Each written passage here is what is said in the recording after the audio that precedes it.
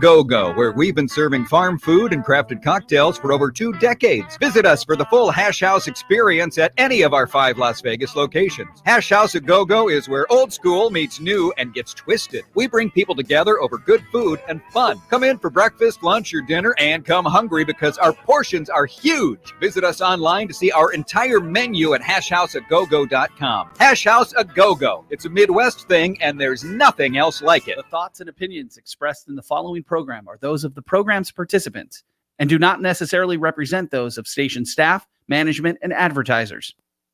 Y'all ready for this?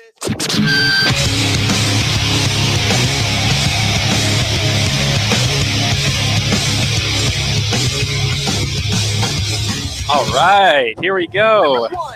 What's going on, everybody? It's your boy Spencer, and welcome to the second episode of Delivering Sports. I actually think I forgot to turn on my own microphone to start the show last week, in addition to having no intro music. So I would say that this show is doing a little better this time. For those of you who are new to the show, I'm a senior at UNLV, getting ready to graduate.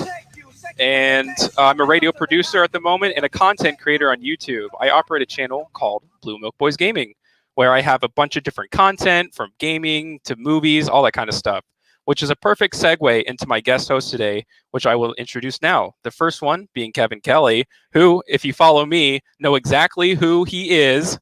For my radio listeners, he is a recent UNLV graduate who actually started the Blue Milk Boys brand right around the time The Mandalorian came out. Kevin, welcome to the Delivering Sports Show Radio Edition.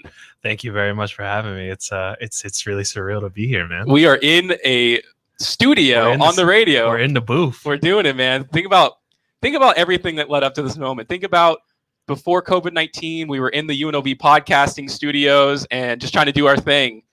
And here we are. We were feeling super official then, and then we got kind of smacked down by the gods. Yeah, no kidding. They humbled us pretty badly. Yeah, no kidding. So my other guest host today is someone who also started Blue Milk Boys all those months ago. He is the host of the Nameless Pod, which is an awesome Knicks podcast. His name is Fredo, quote unquote, the God. You can find him on Twitter at Fredo D-A God Gawd 7, and I'll bring him on right now. The correct spelling. Hey, how's it going? Mic check.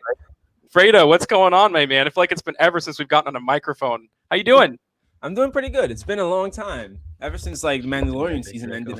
There he is. Sorry about that. So can you do that again one more time? I'm sorry about that. I messed up your mic. Okay, you guys hear me? Yeah, we got you. All right, no delay. Everything clear? Oh, you're good. You're good. That was my fault. No, all good. No, yeah, no. It's been quite a while. I mean, we haven't done a Blue Milk episode since the first season of Mandalorian just ended.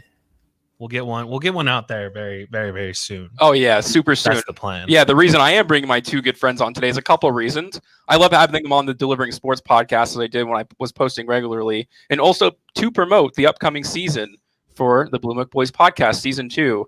Now that the second season for Mandalorian is out, we will also be in full swing talking everything Star Wars. If you're a Star Wars fan, this podcast is a must listen.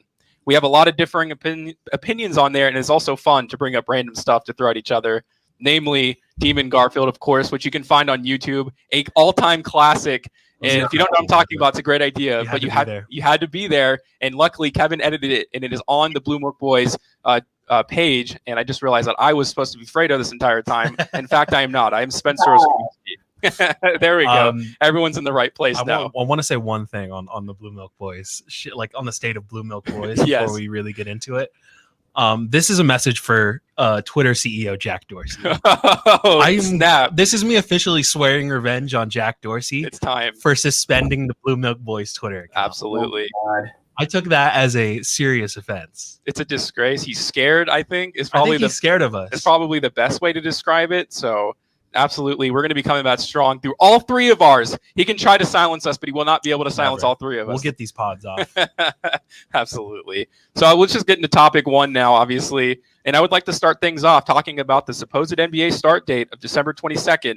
There's a lot to digest here. Let me start off by saying that I understand that a lot of teams, namely the Lakers and Heat, obviously, have not exactly had a long offseason. On the other side of things, you have a bunch of teams like the Knicks who have not played, in a very long time. Since March. Yeah. What are your guys' initial thoughts on the start date and whether or not you think it's a good idea? I think it's personally awful. It's a money grab. It's capitalism at work here. I mean, the NBA had a choice. They could have gave even less games in the season, but they chose not to because they've taken over $1 billion loss from the pandemic. So now they're trying to bring fans back into the equation at 25% to 50%, and they're trying to have as many games as possible. Even LeBron James, who's the leader for many of the NBA players, is not a big fan of this. Kevin? It definitely seems I don't know, because I feel like the NFL experiment, as far as just trying to make it as normal as possible in a post-COVID world, has yielded varying results. Guys are getting COVID at a rate that it doesn't like. They don't really seem to be stopping it. Obviously, it's not very widespread. It's a couple people at a time when it comes to the NFL. You are traveling a lot more in an NBA season. And I think the potential risks of exposure are far, far higher, especially if these guys are going to be traveling all across the country in a shortened season, but not like how shortened really is it? If you cut 10 games off, pretty much. They're definitely trying to make it a more regular season. And to that, I'll say one more point. Danny Green has come out and said that he believes LeBron would not play the entire first month if the December 22nd start date is true. There's a lot to unpack with this statement. First, do you think he's speaking on LeBron's behalf, meaning he had this conversation with him and LeBron kind of wants him to say it without LeBron having to say it himself? I don't think LeBron lets anyone speak on his behalf, to be honest with you. I don't think he's afraid to say, like, I think if he has something to say, he'll say it. Mm-hmm. He's definitely made it clear that he's not happy. Like, it's very much known that he's not happy with the idea of starting 2 months after the final game of the championship is played. Fredo? No, I'm in agreement with Kevin. I don't think LeBron James is too scared to speak his mind. He's always been the guy to speak his mind. I mean, Danny Green is just in the know, being on the same roster as LeBron James, but it's also kind of like common sense too. Like the bubble was not like a walk in the park. It was like a really physically, emotionally, and spiritually draining thing for a lot of these players to go through. And so to kind of just to bring back basketball in a manner that is, that's going to preserve how physically taxing an 82 game season is, pretty much. You're just going to hop right back into that. If I was in LeBron's position, if I was in any of the team's positions, if I was a player that was in the bubble late, like in the playoffs, I would be really hesitant to just hop back in a couple months later. Why do you think he said LeBron's name though, specifically? I mean, there's a quote from him. It's not like it invokes power. It's a huncho right there. It's the best player on the planet. It's the leader of the entire NBA. I know. It's the leader of basketball. It's the president of the United States. All right. Well, that brings me into my third point I'd like to make about this topic. Would the NBA fine players for not playing the beginning of the season because they didn't want to, they didn't want to play, basically, like meaning they didn't have a real excuse other than that they're tired and they think it's too short? I think Silver would. I think Silver would fine people. Do you think they take it? Do you also think other stars follow suit? I'll add those questions together. It really is a mixed bag because you have a pretty diverse slew of players that are going to be playing. Durant's going to be back, Kyrie's going to be back. Both of those guys weren't in the bubble. It really comes down to those really huge names: Jokic, Kawhi, Paul George, LeBron, AD, all of those guys. Those are the guys we're going to be asking questions about because all of those guys had pretty deep playoff runs. Mm-hmm. Yeah. Fredo, would other stars follow suit, do you think? Yeah, I think right now the league is very unified, especially during the whole pandemic, during the whole bubble, when they had all the civil rights, demonstrations together. All the players were pretty much in unison, from the Clippers, the Lakers. All the stars have been unified throughout all this, and I mean, I don't think players really want to play during the whole pandemic. A lot of them opted out. A lot of them just forced themselves because they knew a championship was on the line. So I don't think I really do not think the start date is gonna go across well to the rest of the NBA. And really because players did not really react well to the bubble. There were a lot of complaints and very vocal complaints about life in the bubble and stuff like that. And I imagine that if you are running a 72 game season in which you're traveling, the protocols you're going to have are going to be very, very strict, very bubble-like. and you're really going to trust players' discretion and stuff like that. And that's not to like insult any of the NBA players, but I've seen football, like we've seen how, the NFL has gone. Even if you are like traveling like that is going to put you at risk. And even if the guys are careful, like NBA players are still going to get COVID. Yeah, we will talk about that actually. So that is coming up, that specific conversation. So that'll come up in just a moment. Actually, it's going to go right into our second topic here. So speaking of the NBA, they want to have limited capacity next season. And I'll tell you what that means. Their definition of limited means seating is 25 to 50% luxury suites and some courtside fans sitting 10 to 12 feet apart, according to John Chick with The Score. How do you guys feel about that? Courtside? It's I don't know about at work. Courtside is kind of nuts, actually. I don't like that at all, really. The idea of having a courtside, like, man, I don't know. Obviously, you would mandate that they wear a mask the entire time, right? Like, but even then, the simple idea, because like, how many times do you see a player dive for a loose ball and just and they land in the crowd? Like, that's just that's kind of crazy to me. That this is the first time I'm hearing that. Right. That's kind of shocking. That's one of the things that you would have included.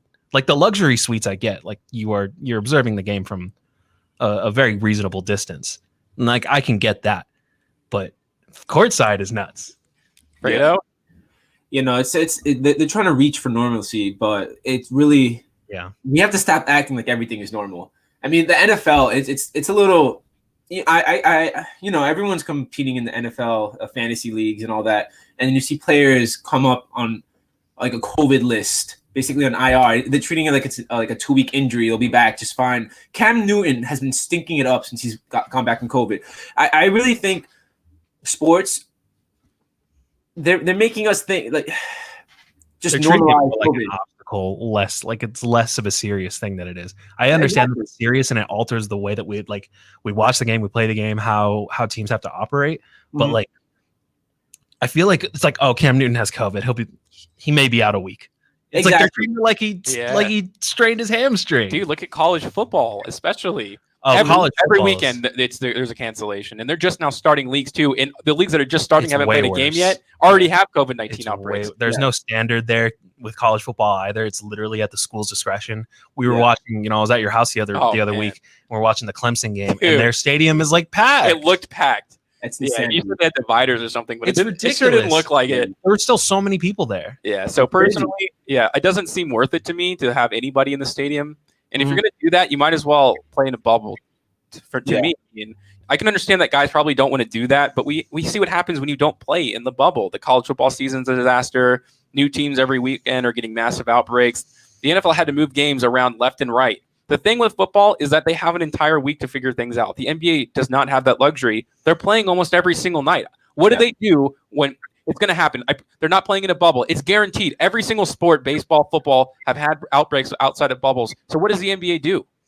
Spence, you and I have had conversations about how ill-prepared we thought the NFL was for having a COVID season, in that like they didn't even plan to have an extra week of regular season games just in case you had to cancel or postpone or anything like that. And they're just shifting everything around as it happens. And I feel like the way things are headed right now, the fact that it does not feel like enough time is being taken to really think about this when it comes to the NBA. Like we have... Again, like you said, there's almost infinitely more games. Like there's so many, like there's so much more logistical planning that you have to do that I just don't think is being fully truly considered in all of its like in every facet.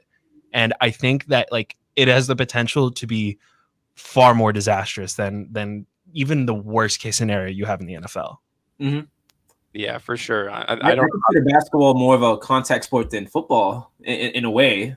I mean, really, in football, well, like at football, but these guys are like sweating on each other. Like not to be gross, but like there's a lot of like contact and a lot of that stuff going on. It's like you have to wipe the ball consistently from all the. You guys remember that right before everything got found out that they had that picture of Ibaka like kissing the ball or something like that after a free throw from Rudy Gobert. That's who it was. He kissed it between free throws. Like that image is of just all people too. Yeah. Of all people, it's Rudy Gobert. Before everyone knew too. So that image just burns in my mind. and I don't think it's going to get any better. I just don't think this. I don't know what the solution is, but I don't think it's travel. This is not a good idea. It's not a good idea. Yeah. So let's stay in the NBA here. The trade rumors are already starting, and in some cases, the player is being openly shopped. The first player we're going to talk about is Drew Holiday, who it looks like the Pelicans are really trying to move, actually. As expected, he's drawing interest from several teams. 3 names being floated around are the Denver Nuggets, the Brooklyn Nets, and the Miami Heat. Where do you guys think he could end up? And is he enough to truly move the needle for one of those teams? I can see the Nuggets. Out of those 3 teams, they definitely have the most assets to trade for him. Brooklyn Nets are pretty empty beyond. They're pretty barren outside of team. I don't think Jared Allen or Karis LeVert are that big of a prize for Drew Holiday. He's a multiple-time All-Star. Miami Heat, I doubt they'll be willing to trade Tyler Hero, obviously. Bam Adebayo. One of those guys like Robinson or Hero or someone like that would have to be on the block. Yeah, and Drew Holiday is just not moving the needle enough for either of those teams. Maybe the Nets, but they don't have enough assets, in my opinion. The Nuggets, they have plenty of assets, and they proved it not only to everyone else, but to themselves. They're a contending team. So I can see them trying to make that push here and there for a guy like Drew Holiday.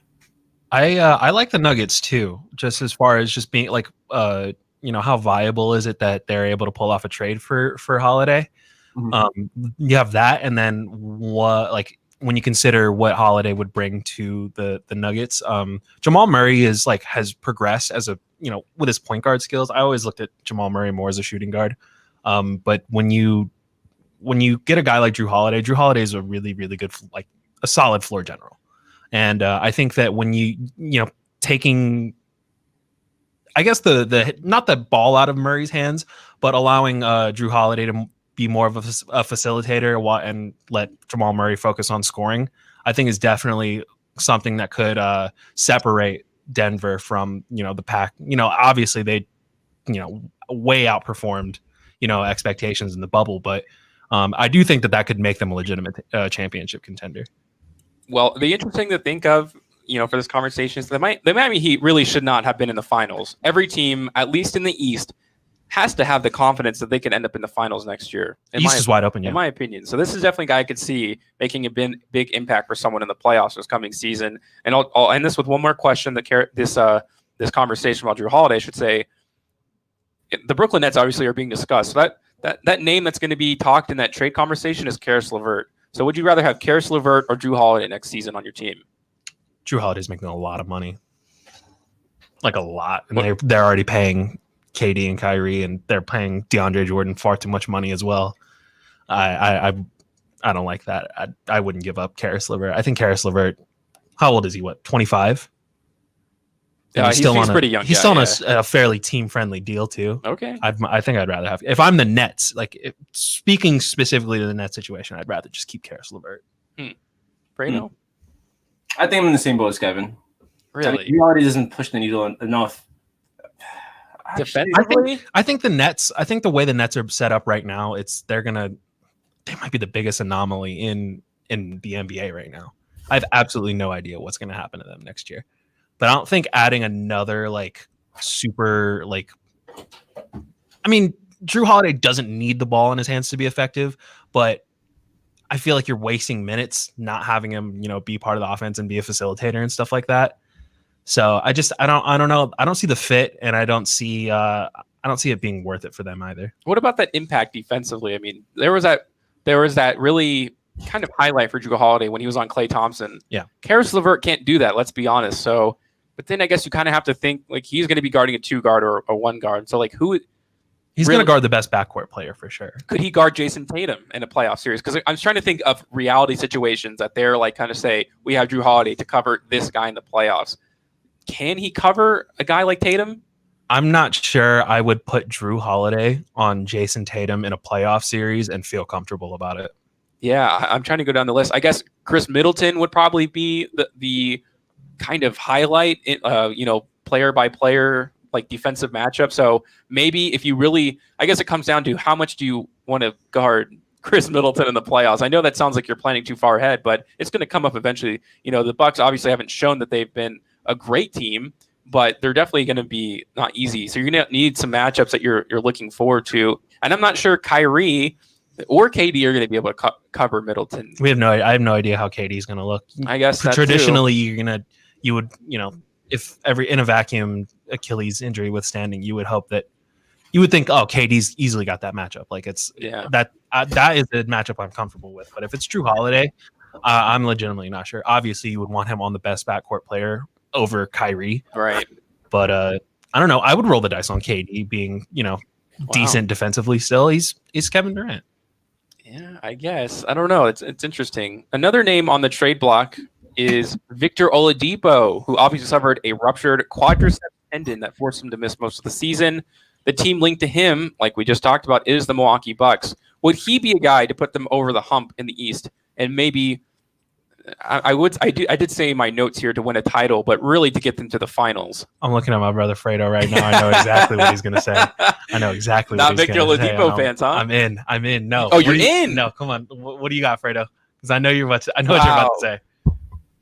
All right. I'm sorry. Repeat the full question just to make sure. Okay. So the name being linked on the trade block right now is Victor Oladipo to the Milwaukee Bucks. So is he a guy who could put them over the hump in the East and either take them to the title or win the title?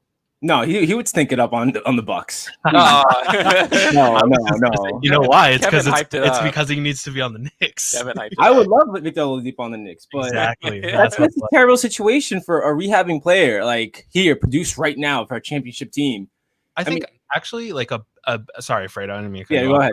I think a better question would be, what kind of player can Milwaukee even trade for that would fix the issues that they have going on right now? Because it's a very strangely constructed roster. It is pretty weird. I will give you that. But it works. It obviously works to a certain extent. Mm-hmm. So I don't know. Is there a player out there right now that you plug into this current kind of roster setup and you find success with it? That's my question. Yeah, it's not Victor Oladipo though. I agree with Fredo. It's not Oladipo. It's not Victor Oladipo. That's interesting for sure. One more outburst from you, Kevin, and I'll mute you. By the way, just messing with you. So that was the NBA talk. I really like the NBA, so I'm always glad to have you two on because you're really my NBA guys. I have a lot of football connections. Yeah, the best league out there. Yeah, it is my favorite. I think maybe. But moving on to topic 3. I saw a report the other day that Deontay Wilder accused Tyson Fury of cheating in the ring. He said, quote, "I highly believe you," speaking of Tyson Fury, "put something hard in your glove, something the size and shape of an egg weight. It's the reason the side of my face swelled up in an egg weight form, and it left a dent in my face as well. Payback is coming." Is there any legitimacy to these claims? Go ahead, Fredo.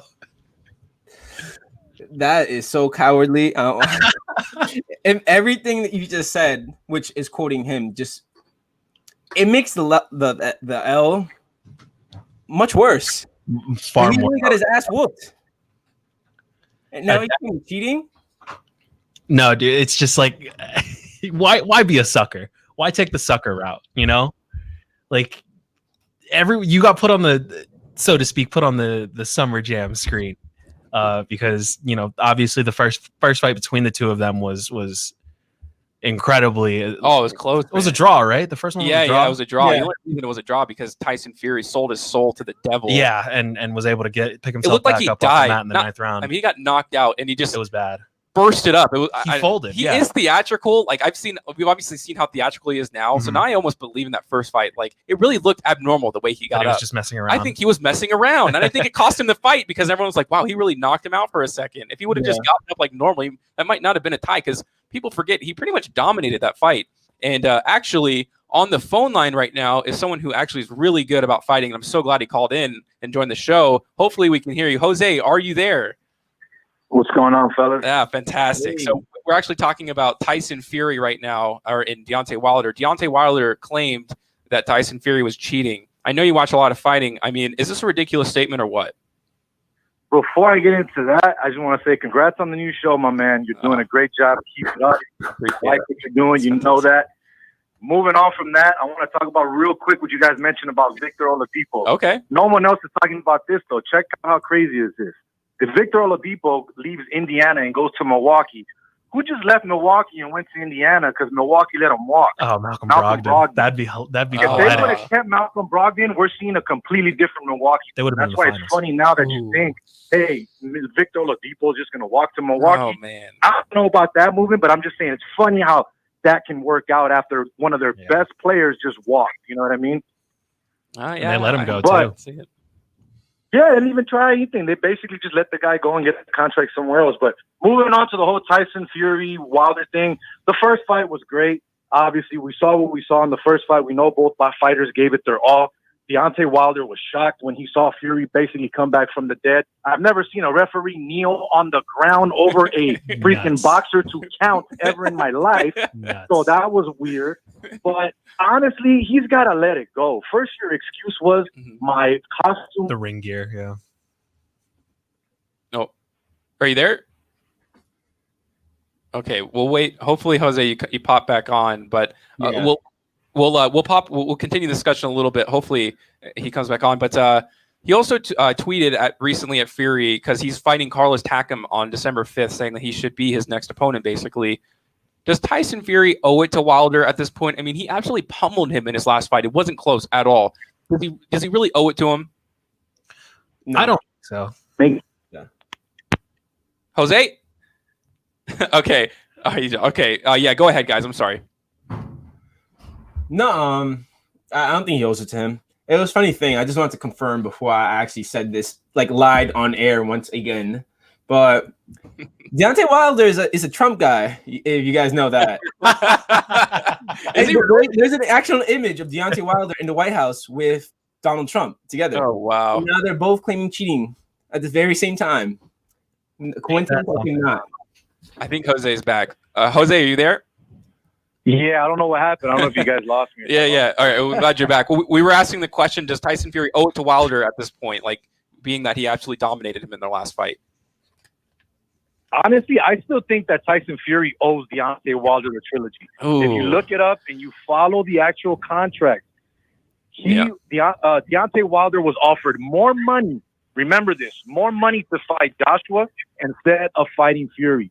But out of respect, out of being a man, because he promised Fury the rematch, he fought him instead for less money. That's what a lot of people aren't talking about as well. I think Fury needs to give this man his shot. Okay. No doubt about it. You have to give this man his third shot. You beat him, then move on to Joshua and everybody else. But honestly, the only heavyweight I see right now that's legitimate, that no one is really giving credit to, is Alexander Usyk.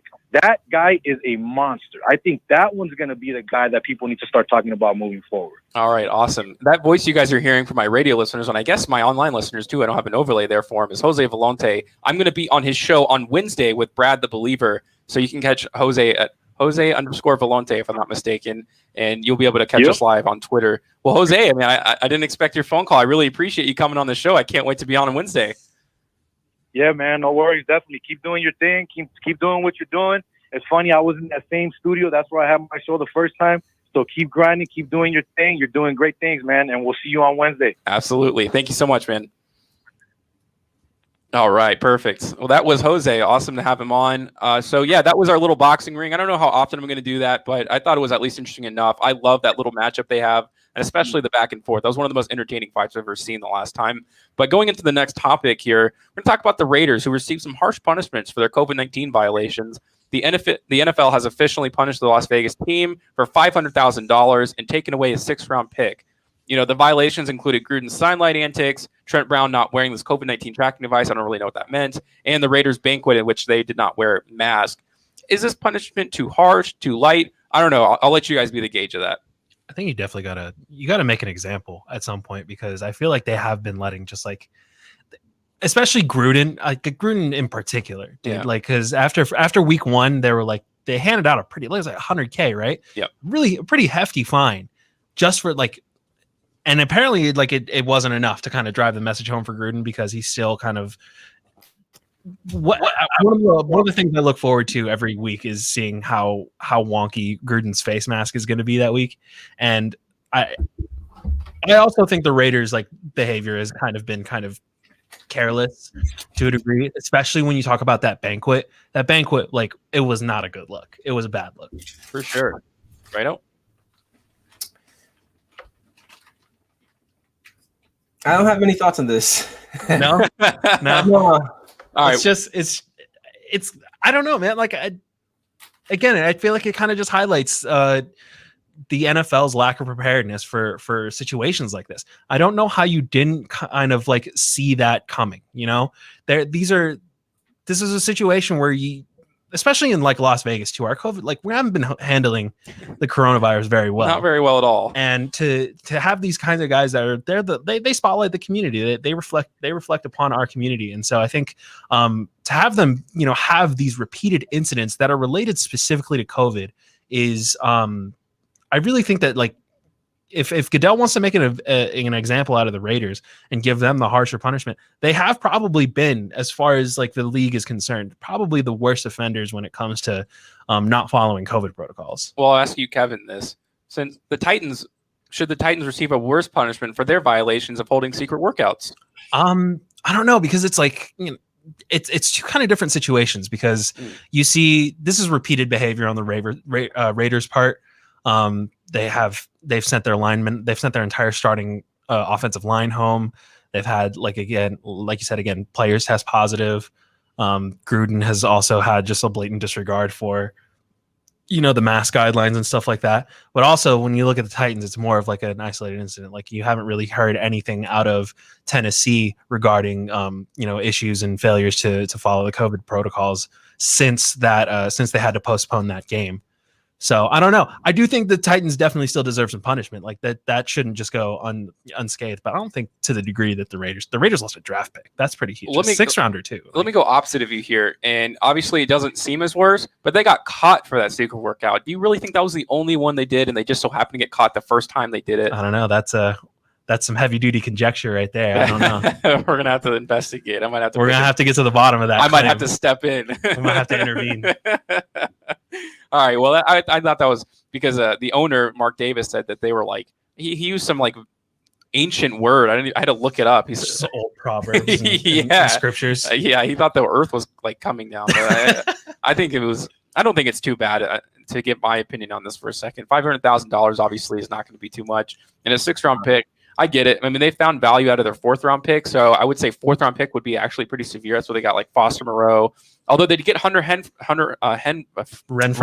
Jeez Louise. They did get him, I think, in the 6th round. So you can find things there, but obviously, I think they'll take it seriously now because this is like a preliminary. Like, okay, if we do this again, they're going to take something real valuable from us, which I think is good. And moving on to topic 5 and this is going to be NFL topic here. We're going to talk about Antonio Brown. Bruce Arians stated that Brown, I guess it was about a week ago now, he looked fantastic in his first practice with the Buccaneers. I'll admit that I don't think Antonio Brown would make his way back into the NFL, but obviously he's so talented. Doesn't matter what he does. Okay. This is a loaded Tampa Bay team. How much production can we expect out of Brown? Before we start, I want to say it's funny that we went from the Raiders losing a 6th-round pick to Antonio Brown. Antonio Brown was a 6th-round pick, so the Raiders, spin zone, we might have just lost out on the next Antonio Brown. Right. That's great. Okay.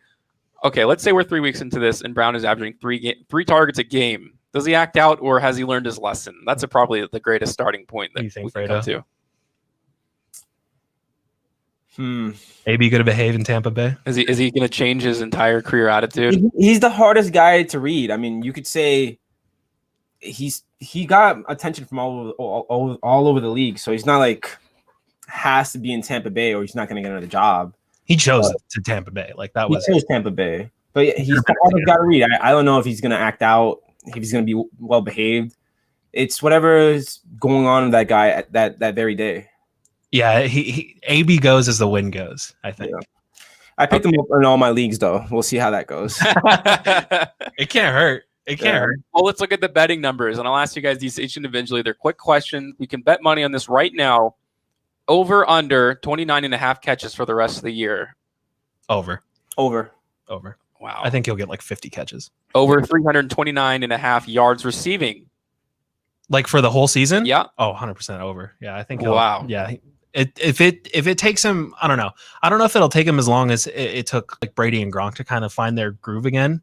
Because that one game that he had in New England, like they've settled in relatively quickly. Okay.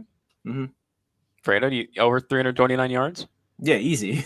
Maybe he does that in 2 games. Yeah. Well, I think I know where you guys are going to go with this one. Over 3 touchdowns. Over. I'll smash the over on that. Yeah. I'm going to go ahead and tell you guys, I'm going to go under on all of these. Wow. Do you not think he's going to last? No, I think he is going to last. But the thing is, let's look at Gronk. Everyone was like, he's going to come back. This is his guy. We know the stats that Gronk has put up. And Bruce Arians straight up came out after week 1. They're like, dude, he didn't go to Gronk this game. He goes, I don't care. It's not his prerogative. You can still have Mike Evans. I mean, and you have Chris Godwin too. There's going to be mouths to feed, and to expect Antonio Brown to be wide receiver 1, I think is a fallacy in my opinion. Now, I could also see, I do think he's going to finish the season, but I could easily see a thing where getting in trouble again. He gets 2 catches in a game, and suddenly he's punching fans on the sideline. Although I know that was OBJ, but I think we could see similar antics from Antonio Brown. Also, he still has an open case. Like they're still investigating his sexual assault claims and stuff like that. Very true. So he still could be facing further discipline from the league. But here's the thing. Okay, I've watched Antonio Brown his whole career, right? Like I've diehard Steelers fan. I've watched him from the beginning to going from like the slot number 3 guy to being the best receiver in the NFL. Here's the thing about one, he's going to come out of the gate and it's going to look like he hasn't missed a step, because I don't think there's a wide receiver in the NFL with a greater work ethic. Every time you see AB anywhere in public, he's like working out. Like it's all he's I don't know if there's anyone more dedicated that I've seen, so at this end, when it comes to how it's going to translate in game, he's the kind of receiver who is so like jack of all trades. I feel like is an understatement when it comes to Antonio Brown, because he is, I think, elite at every kind of route you can run. So, and I think that's going to make it so much easier on Tom Brady, especially now that he's playing out of his mind. He's playing. I don't think we've ever seen someone his age play the way he's playing. And so when you think about how easy, there's been struggles to kind of I feel like he's kind of struggled to kind of connect with Mike Evans on a lot of occasions. And I think that, and I don't think that's bad. I think they'll figure it out eventually. But AB is the kind of guy you slot into an above average quarterback, and he can make stuff happen. Like DeAndre Hopkins. Yes. And there are times, even with the Raiders, even though he actually didn't ever play the game for the team, it seemed like he was connecting. It seemed like he was all there, and he had these kind of heart-to-heart moments we saw in Hard Knocks. But I'd like to bring up something to be a little more serious here about Antonio Brown that is concerning, because it's kind of hard. It is hard to read him, right? I'm sure you all remember that infamous Vontaze Burfict hit against Antonio Brown on January 9th, 2016, that gave him a grade 1 concussion. Now, that is the only concussion that has been put on the injury list, but I can think of a bevy other times he took shots to the head. And why do I bring this up? Well, we know what the effects of CTE are. According to UCSF, which is a memory and aging center, CTE people with CTE, may have trouble remembering things and concentrating. They may have changes in their behavior and personality, including violent outbursts, increased frustration, mood swings, and a lack of interest in people and things they previously cared about. I'm not here to diagnose Antonio Brown, but what we've seen throughout his history, I mean, the thing he had, with the Raiders GM, Mike Mayock and stuff like that, it seems random, to be honest with you. Mm-hmm. And I fear that he might have it. I don't know if there's any validity to that statement, but it does seem from the way he's acted at times that this might be a real concern. And it's almost like you don't want to see him be back on the football field. I don't want to say correlation is causation or anything like that, but also football is a violent sport. That is indisputable. When we see when we see someone get repeatedly hit in the head and have their brain bounce off of the walls of their skull, that's what happens when you get a concussion. It's scary stuff. And AB's behavior becomes increasingly erratic as a result. It's hard not to draw those, connect those 2 dots. For sure. Fredo? I'm sorry, but what exactly was the question? We're basically talking about do you think it's been talked about, it gets talked about on ESPN, that this guy might have CTE, the way it's so random the way he acts. You think he's just a wacky dude who sometimes just has outbursts and you can't read him? Or should you actually be concerned that he's going to come on the field and maybe take another big shot that could be really detrimental to his health?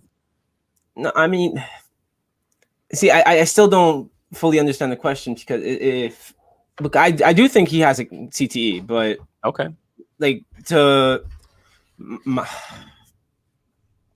how as far as how it's going to affect him and stuff like that. How severe it is? I mean, how it's going to affect his game, because I think Gronkowski has CTE, and this guy's still has an NFL career. The sequel. Yeah. No, it's just kind of sad, honestly. Like while I was writing my notes, it's kind of scared to think what could happen to him. I'm obviously concerned about him. Like the behavior is concerning. Gronk too, to be honest with you, while we're talking about it, it's concerning to look at him too. I mean, this guy should not be playing football. Sometimes, you look at Gronk and you're like, is this guy okay? But especially with AB, it's been so public and it's been so dramatic, you can't help but feel like concerned about it. But also at the same time, he's a grown man. He's responsible for his own decisions. So All right. Well, moving on to topic 6 here. This will be an interesting one. I don't like to get too political, and we're not going to get really too political. It's really just kind of face value, something I wanted to bring up to you guys. An article from ESPN Baxter Holmes about the NFL owners actually donating to Trump despite the outwardly liberal appearance of these sports leagues. Does it surprise anyone that the owners are not exactly left-leaning? Absolutely not. No, absolutely not. Yeah, it would surprise me if they were actually left-leaning. No, I would actually be surprised if it was the other way and they were like donating to any other, if they were donating to people other than Trump. It's like, it becomes less about the moral argument and it becomes more about protecting your own self-interest. It's, historically, the right has been, more beneficial policy-wise towards people of that financial status. So it doesn't really surprise me. And it's it's disappointing, but it doesn't surprise me. Yeah, and on the flip side of that, it's that imagery I see on television about like social reform and stuff like that, but in reality behind the scenes, is there anything that can be done about it? I guess was kind of another question. It's like, again, you have all this political stuff on the court and stuff for the NBA, but it doesn't really. It feels like it means nothing when the guys who are actually operating the league aren't really behind that same message. It's been Fredo's word of the day. It's. You got to peel back the capitalistic elements of this for it to order for the NBA and the NFL and all of these profit oriented businesses at the end of the day to care more. Like they have to care less about the bottom line because obviously people are going to stop watching or whatever. They're going to make their protest about it and stop watching the NFL, the NBA if these kinds of themes and elements are implemented into the viewing experience. So I think caring less about the bottom line is the only way we're going to get more transparent about these issues. And I don't think that that's going to happen anytime soon, to be honest with you. Yeah, no, the NBA players had their chance when they could have gone through the boycott, but it didn't happen. The only way you're going to make them listen is by affecting their pockets. Yep.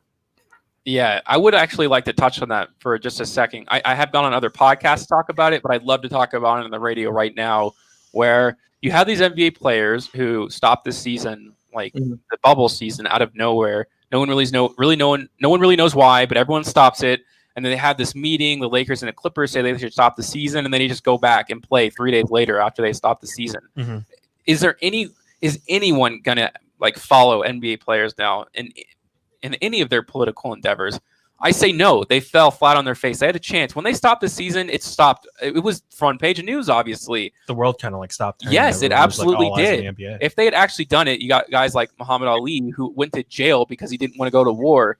Those are really powerful statements that actually had a lasting effect. And now you got a bunch of guys who look like they didn't want to play because they're scared of not missing a paycheck. I mean, how bad does that look on the players? I definitely think because it was like George Hill, right? He was kind of like the catalyst for that, right? Right. I feel like we can all agree on that. And I do not think George Hill had a long-term plan laid out for what he was going to do if there was a potential labor strike in the NBA. I do think it could have. I think this could have worked. I think it easily could have worked if they did a legitimate strike and organized all of that and planned it out and had a list of demands, all of that kind of stuff. Easily, I think it could have worked. I really do. But I think when you make an impulsive decision, emotional decision, obviously it was in the wake of, a tragedy. But I do think they would have benefited now. I don't know if it hurts the movement. I don't know if it hurts the political efficacy that people will have towards these players. I feel like how people feel now about, NBA players or athletes in general involving themselves in social issues is how they would have felt regardless of that potential strike happening. I think guys like George Hill probably have a little less standing. I don't know if it's guys like LeBron though. Like I think LeBron is still pretty kind of steadfast in his stance and his intentions when it comes to stuff like that. Sponsored social justice reform tweet LeBron talking about. Like to think at Lyft for helping voter suppression or whatever. Come on, dude. Like, can you actually just make a tweet for yourself? I'm calling LeBron James out. I think he's a fraud when it comes to social justice. Wow. I really do. Let me say this. Let me say I think he has done great things for his community. I'm not saying he's like a true poser, but go down his Twitter, dude. All of his things about social justice, he got paid to say that. It looks like the McDonald's commercial that Michael Jordan did all those years ago. It's kind of ridiculous. And if he really wanted to make an impact in the NBA, he could have quit. If he would have retired, dude, that would have changed, in my opinion, everything. That would have been the most impactful message for a player to do in sports ever. Instead, he goes, oh, well, I voted to stop the season. And then he just goes back and wins a title. And when he wins that title, it's nothing about social justice. When they interview him after the game, when they interview after the game, they're like, he could have said, well, this title was great. Obviously, it's big for my career. But you know what's more important? This, or that. No, instead, he was just popping champagne, greatest day of his life. Like everything was meaningless that they had stood for. Fredo, he told me he was going to do this. He told me he was going to go off on Braun when we got in the studio. He's been charging this one up. I wish he would say that basketball is more important to him than social justice. I just wish he would say that. I get that, but also, he's kind of accepted the role as a figurehead, but also LeBron is also a rich man. Like he, at the which makes him look even worse. When you won't find like we're not like LeBron hate. I feel like everyone here is really in LeBron's corner, on most situations, but I do think that like LeBron has. I think he's gotten the dollar signs in his eyes when it comes to situations like this before. So, I think it's valid, but also I don't think it takes away from the work he has done. He has done very significant things with his platform, and I don't think that those should be diminished just because he doesn't go all the way with it. Yeah. What do you think? You really think he cares that much about social justice, Fredo? I don't. Well, I actually had a few things to say, but I agree with Kevin about it was very impulsive and reactionary on George Hill's part. But as to your question, I'm kind of with you with you, Spencer, on this actually. That I don't think this hurts any of the NBA players' messaging, just because everyone saw them as like safe social justice warriors beforehand. Anyway, if anything, just reinforces it. When LeBron and Kawhi basically announced they were going to boycott and they were done with the season, then everyone started listening, but they just went back onto what everyone got there. But if anything, the only player like I'm willing to listen to after all this on any movement, it's Kyrie Irving, the guy that's been villainized and demonized throughout. Kyrie has the only one that's been steadfast on this, and he has put his league and all that. It's good stuff. Yeah, I think Kyrie, especially like that Woj tweet right before we were kind of like gearing up for the bubble, where he was calling where Woj called Kyrie the great disruptor, and for voicing incredibly valid concerns about the bubble that ended up being wildly relevant as the events of the bubble were playing out. So I do think that if anyone deserves his respect as far as no one questioning his intentions and where he lies and like his actions or anything like that, it's 100% Kyrie Irving. Yeah, and he actually paid for a bunch of WNBA exactly. salaries. That's what I'm saying. He puts his money where his mouth. Amazing. Yeah. Fredo, I thought you were going to say Jonathan Isaac was the one person you were going to listen to. No, screw that. Michael Porter Jr. You know who I really stand for. Michael Porter Jr. guy. That guy didn't even know why he was standing. He was literally standing, and they asked him after, and he gave a whole bunch of drivel about just. I think he said he didn't even have a point to it. I think it was either Isaac or Michael Porter Jr. that said like Black Lives Matter doesn't mean I have to kneel for the national anthem. It's like, what does that even mean? Like, I don't know, man. Honestly, Jonathan Isaac, he had an intention behind it, but he didn't know what it was. But I think Michael Porter Jr. came out much worse in that instance. I think Michael Porter Jr. was just riding the wave, honestly. Yeah, definitely. Yeah. I will defend Jonathan Isaac a little bit. I know you guys are pretty polar when it comes to that stuff, but I think he is a young kid. I know he's not 18. Yeah. He's like 23. I don't want to like light the guy on fire. Yeah, like, he did take a lot of criticism, obviously, that day. And I think he just said it wrong, really. I do think people just worded it poorly. Yeah, he could have worded it in a way that would have made it seem far less inflammatory. But I will trash Porter Jr. because he was getting a hard on for this. He's a follower, man. He's a follower. He's a conspiracy theorist. That's all he puts on his Twitter account. Like Michael Porter Jr. is low key a COVID truther. Wow. Yeah. Galaxy brain. He was like questioning vaccines and stuff like that. Oh my gosh, I didn't know that. Yeah. Wow, and then he played like that in the playoffs too. Wow, this seems very fitting. Tough luck. Questioning vaccines when he should have his whole family should have a subscription to the hospital. Dude, have you ever? Quick digression, real quick. Have you ever noticed the Porter family? They have they have horrible injury issues. His sister had to like medically retire from playing sports. And then his brother and too. His little brother like had like back problems and stuff like that. Like it's the Porter family is crazy. Like cursed. I don't know what's going on with them, but they got a curse. That family does not believe in Darwinism. They believe COVID. They're fighting against it. Okay, so we have about 4 minutes here. I'm going to go very quickly through this topic before I kind of do this outro here. ESPN laid off 300 staffers and is cutting off an additional 200 open slots. So they're really going neg 500 here. This has been a heavy trend for ESPN over the past 5 years. I would like to talk to you guys about the future of sports media, since I guess we're really in it now. Every day it seems like the right route to take in media is your own. Talking about Pat McAfee, obviously. Has the day of big sports media come to an end, and do you think ESPN will expand again once COVID-19 has truly gone away? I just don't think that they invest enough in personalities. Like it's very traditional capital J journo stuff. Like they have a legion of beat reporters who they position in cities where sports are, with specific teams and stuff like that. But when you look at like who is really successful right now, Ringer just got picked up by Spotify for like $200 million.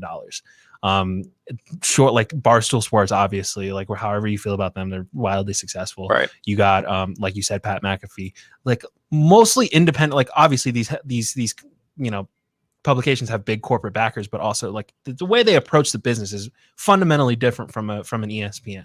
Like ESPN has a legion of TV guys, they have a legion of radio guys, they have a legion of writers. When you go to those online publications like Ringer and Barstool, people do all three of those. They're on camera, they write, and they go on the radio or they go on a podcast. And I think I think ESPN's just trimming the fat. It's unfortunate because people are losing their jobs. That's the worst part. But also it's just like the media landscape is now just like you have to be the hybrid guy who can kind of plop down anywhere and talk about sports in any kind of medium. Yep. But it does suck. It really does suck that many people are losing their jobs. For sure. Fredo? Yeah, no, I agree with Kevin. I mean, it really does suck, but I mean, I can't predict the future and what actually works and all that, but I can tell you, just like as a guy that loves following like prospects for any sport, the best content I find are independent guys and just like super fans of like their team, and they just break down footage and all that. And I can't get that on ESPN. I mean, I like Draft Express. I like Givani, Jonathan Givani, Mike Schmitz. They're really good with the draft video and all that. But the best content I find are from writers, and ESPN. I don't know. The only time I find myself turning on ESPN is for either First Take, just for Stephen A. Smith's personality, or whatever game's on. Yeah, it's like they really like develop a few guys that kind of just like become the identity of the network every few years. Right now, it's like Stephen A. guys like Booger McFarland. Like a couple years ago, it was like it was the one dude Ryan Hollins or whoever. He was just saying flagrant stuff on First Take every week, and people were clowning him. Right. Like that's kind of how people like ESPN stays on the lexicon, because like on social, it's like, yeah, obviously they poach like Omar from House of Highlights or whatever, and it's basically like House of Highlights and Sports Center, like their social pages are indistinguishable for each other. But you can't build it into like, this is a division of the Walt Disney Corporation. Like, they got to pull their weight, Yeah. They really focus on entertainment rather than like educating the viewer. Even if it has to become a thing, like maybe you do more 30 for 30s and then you kind of consolidate your publication stuff. I think that they gotta seriously consider stuff like that. Yeah, so I wish we had more time, and maybe we'll be able to talk about this another time, but we are running out of time. So I wanted to make sure I thank both of you guys for joining my show today. So thank you, Kevin, and thank you, Fredo, for joining the Delivering Sports Show Radio Edition. Congratulations, my brother. Yeah, congrats, man. Appreciate it, guys. That's awesome. So, yeah, we're going to wrap up the show here in just a moment. And I soloed Kevin here. We're coming up against it, guys. Thank you so much for listening, man. It means the world to me. I love being on the radio with you guys, coming out with another Madden 2005 song. We will be back next week, same time, 7 p.m. Catch me on Twitter at Spencer the Wiz. You can check me on all the KSHP podcasting networks, all that great stuff. So I'm going to leave you with Franz Ferdinand's Take Me Out, and I'll see you next time.